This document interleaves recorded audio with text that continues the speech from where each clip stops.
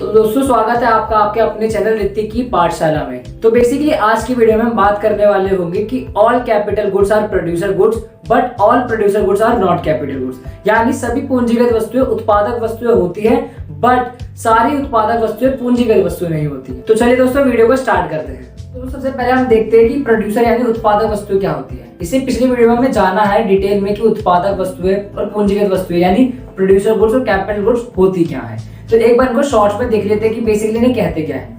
तो producer goods are those goods which are used in the process of production. यानी उत्पादक वस्तुएं वो वस्तुएं होती है जो कि किसी गुड्स की प्रोडक्शन करने के लिए जरूरी होती है। बेसिकली इसके अंदर हम दो चीजों को लेते हैं। पहला आता है आपका रॉ मटेरियल, दूसरा आता है आपका फिक्स एसेट्स। अगर हम इसमें से फिक्स एसेट को हटा दें तो बचेगा क्या? Raw material.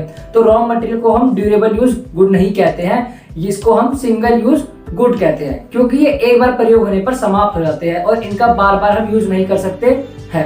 जबकि जो हमारी फिक्स एसेट होती है उसको हम ड्यूरेबल यूज गुड्स कह सकते हैं क्योंकि उसका हम बार बार प्रयोग करते हैं।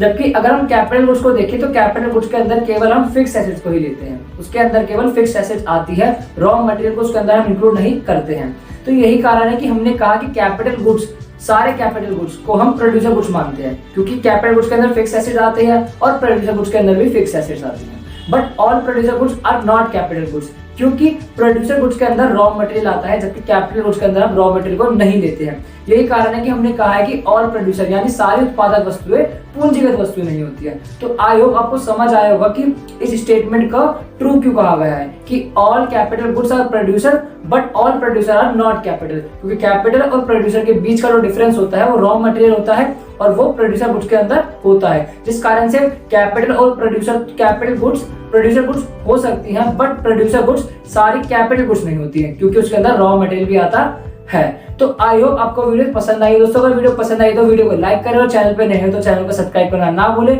मिलते हैं आपसे अपनी अगली वीडियो में, जब तक के लिए सीखते रहिए, सिखाते रहिए।